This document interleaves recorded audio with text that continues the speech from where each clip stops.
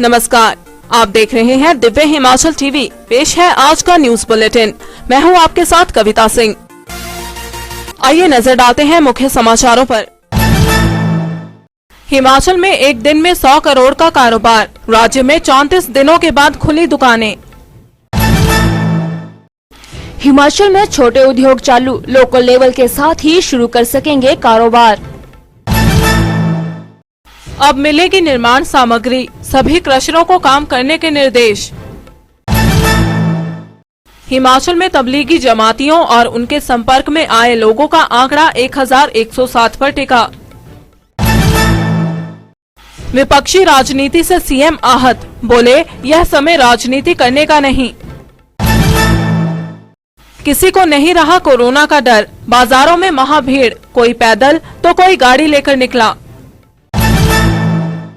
मंडी के डडौर में बेकाबू गाड़ी ने कुचले 2 राहगीर, एक की मौके पर, दूसरे की अस्पताल में मौत। और कल भारी बारिश व ओलावृष्टि का अंदेशा, मौसम विभाग ने जारी किया येलो अलर्ट। और अब समाचार विस्तार से। सोमवार से राज्य के अधिकांश ग्रामीण क्षेत्रों में दुकानें खुलने से कारोबार में फिर से उछाल आया है। एक ही दिन में 100 करोड़ तक का कारोबार हुआ है। भारी मंदी के बाद कारोबार में उछाल आने से कारोबारियों के चेहरों पर रौनक लौटने लगी है। लॉकडाउन के दौरान राज्य के अधिकांश क्षेत्रों में दुकानों के बंद रहने से कारोबार में एकाएक भारी गिरावट आ गई थी। राज्य में कारोबार लुढ़क कर आधे से भी नीचे आ गया है। लॉकडाउन के दौरान प्रदेश में नामात्र दुकानें ही खुल पा रही थी। इसमें डेली नीड की दुकानों को खोलने की अनुमति प्रदान की गई थी, लेकिन राज्य सरकार द्वारा अब प्रदेश के ग्रामीण क्षेत्रों में अधिकतर दुकानों को खोलने की अनुमति प्रदान की गई है। प्रदेश के कुल कारोबार की बात करें तो राज्य में 400 से 500 करोड़ का कारोबार प्रतिदिन होता है। प्रदेश के व्यवसायियों का कहना है कि कोरोना वायरस की मार उनके कारोबार पर बहुत ज्यादा पड़ी है। वहीं हिमाचल प्रदेश व्यापार मंडल के अध्यक्ष सुमेश शर्मा का कहना है, लघु उद्योगों को चालू करने को लेकर हिमाचल सरकार ने निर्देश जारी कर दिए हैं। केंद्र सरकार के निर्देशों पर यहां कहा गया है कि लोकल लेवल के साथ ग्रामीण क्षेत्रों में एमएसएमई सेक्टर अपना काम कर सकता है, लेकिन उसे सामाजिक दूरी के प्रावधानों को पूरी तरह से मानना होगा। बताया जाता है कि जिला प्रशासन से ऐसे उद्योग मंजूरी मांग रहे हैं जिनको अनुमति देने के लिए सरकार ने कह दिया है। जहां जहां पर भी लघु उद्योग हैं और वह ग्रामीण क्षेत्रों में हैं, तो वहां पर इनको चालू करने को कहा गया है, मगर शर्त यही है कि स्थानीय लेवल के साथ ही इनको काम करना होगा। अब जनहित के लिए यह संदेश। आपकी जानकारी ही कोरोना वायरस का बचाव है। कोविड-19 वायरस से संक्रमित देशों से आने वाले यात्रियों एवं उनके संपर्क में आने वालों को कोरोना वायरस की संभावना हो सकती है। यदि आपने, आपके परिवार या पड़ोस में किसी भी व्यक्ति ने कोविड-19 वायरस से संक्रमित देशों में यात्रा की हो, तो 14 दिन तक घर से बाहर न निकलें और तुरंत टोल फ्री नंबर 104 पर सूचित करें। कोरोना वायरस के लक्षण खांसी, बुखार और सांस लेने में तकलीफ है। घबराएं नहीं, बस कुछ बातों का ध्यान रखें। नियमित रूप से साबुन और पानी या अल्कोहल बेस्ड हैंड सैनिटाइजर से हाथ साफ करें। खांसते या छींकते समय नाक और मुंह कोहनी से ढकें अथवा रुमाल और टिश्यू से ढकें। जिस व्यक्ति में खांसी, जुकाम या बुखार के लक्षण हो, उससे दूरी बनाएं और भीड़ भाड़ वाले स्थानों में जाने से बचें। मांस और अंडे को अच्छी तरह से पकाकर खाएं। खुले में न थूकें। लक्षण पाए जाने पर लापरवाही न बरतें और किसी भी जानकारी के लिए टोल फ्री नंबर 104 पर कॉल करें। राष्ट्रीय स्वास्थ्य मिशन हिमाचल प्रदेश द्वारा जनहित में जारी। ब्रेक के बाद आपका फिर से स्वागत है। हिमाचल प्रदेश में निर्माण कार्य शुरू होने के साथ ही क्रशर मालिकों को भी काम शुरू करने की छूट मिली है। केवल कंटेनमेंट जोन में जो क्रशर होंगे वह काम नहीं करेंगे। मनरेगा के साथ लोक निर्माण के काम भी शुरू हो चुके हैं। ऐसे में निर्माण सामग्री भी चाहिए। एक तरफ जहां सीमेंट कंपनियों को उत्पादन में लगा दिया गया है, वहीं दूसरी ओर क्रशरों को भी चालू कर दिया गया है। इन क्रशरों को अनुमति लेने को कहा गया है और जिसे अनुमति मिलेगी वह पूरा दिन अपना काम कर सकेंगे। हिमाचल प्रदेश में जमातियों व उनके संपर्क में आए लोगों का आंकड़ा स्थिर बना हुआ है। यह आंकड़ा 1113 से लुढ़क कर बीते रोज 1107 तक पहुंच गया था, जो सोमवार को भी 1107 पर टिका हुआ है। इसमें सबसे ज्यादा 314 ऊना में, बद्दी में 290 और सिरमौर में 255 लोग ऐसे बताए जा रहे हैं जो जमातियों के संपर्क में आए थे। मुख्यमंत्री जयराम ठाकुर कोविड-19 के संकट के इस दौर में विपक्ष द्वारा की जा रही राजनीति से आहत हैं। उनका गुस्सा आज साफ देखने को मिला जब उन्होंने कहा कि विपक्ष को सिर्फ और सिर्फ राजनीति करना आता है। इस संकट के दौर में भी विपक्षी दल के नेता सुझाव देने में लगे हैं। उनको करना कुछ नहीं है, केवल राजनीति करनी है। मगर ऐसे दौर में विपक्ष को संयम रखना चाहिए, राजनीति छोड़ देनी चाहिए। विपक्ष सरकार के साथ मिलकर काम करे। उन्होंने अनौपचारिक बातचीत में कहा कि वह खुद प्रचार प्रसार से दूर रहकर काम को महत्व दे रहे हैं और दिन रात काम कर रहे हैं। ऐसे में विपक्ष को समझना चाहिए क्योंकि यह समय राजनीति करने का नहीं है।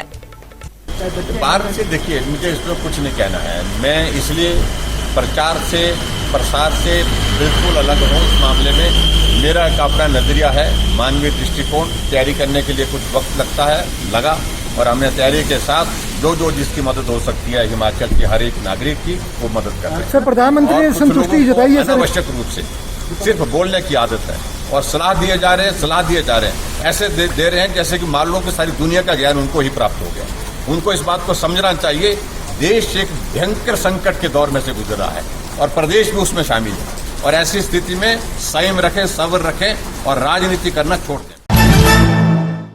लॉकडाउन और कर्फ्यू में सोमवार से मिली ढील का असर हिमाचल के बाजारों पर खूब दिखा।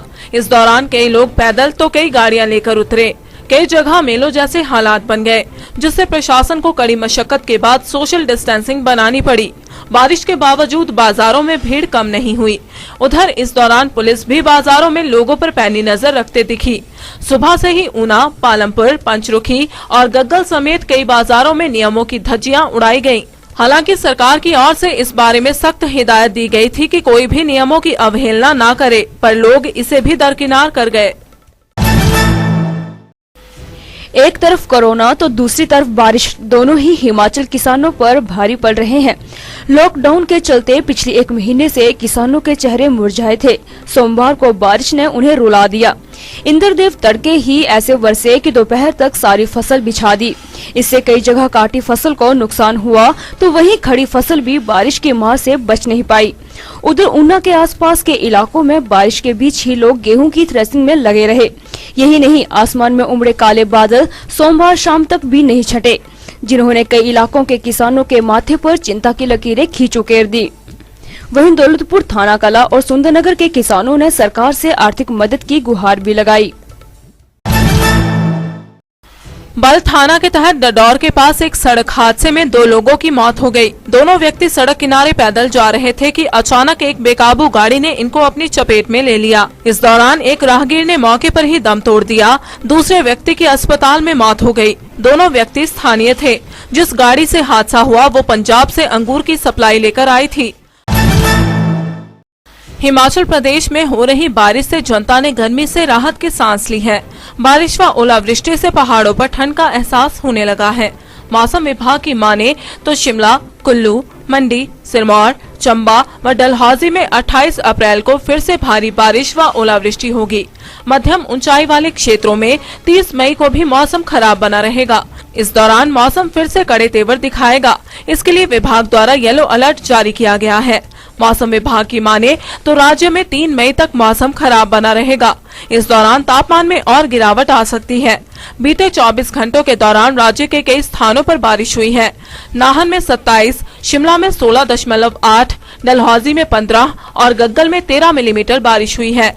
बारिश होने से न्यूनतम तापमान में 1 से 2 डिग्री सेल्सियस तक की गिरावट आई है। सोमवार को राजधानी शिमला में दोपहर बाद रुक रुक कर बारिश होती रही। बारिश होने से जिला में गेहूं व सेब की फसल को नुकसान हुआ है। और अब चलते चलते बद्दी में घर वापसी के लिए उमड़े हजारों लोग। बैरियर पर लगी गाड़ियों की कतारें, सभी की हो रही स्क्रीनिंग।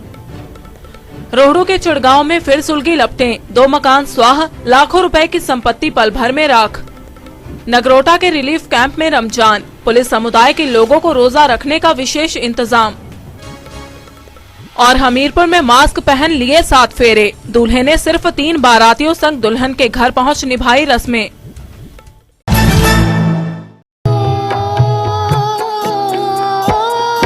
हिमाचली तड़का में आइए देखते हैं नन्ही कलाकार अनुषा जोशी की ये प्रस्तुति। सोनी सोनी